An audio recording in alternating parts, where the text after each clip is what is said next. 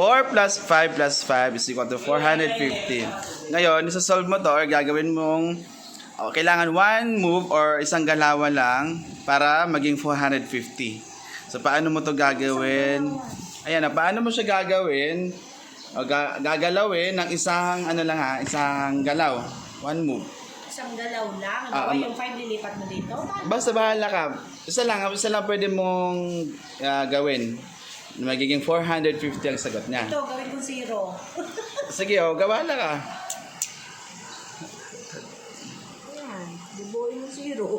450. Hindi, plus mo eh. Ha? Kailangan may solution yan, no? Ay, putik ka. Baka may utak eh. Kasi rin may utak-utak ko. 4 plus 5. 14.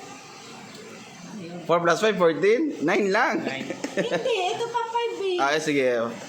14 lang. So ngayon, mali na. Kailangan 450 ang lalabas sa kanya. May sa TikTok. Ito, alam ko na. 55 plus. Ito, Wala, napanood niya sa TikTok. 45 plus 5 equals 450. Yes! Ang galing! Isang galaw. O, yung plus 2, ginawa ko 445 plus 5 equals 450. Napanood sa TikTok. Napanood sa TikTok. Promise, namatay man po. Ano ba? Ang galing mo! Parang lingkod Sige pa. nga. One more. Isa pa. Opo. Isa pa.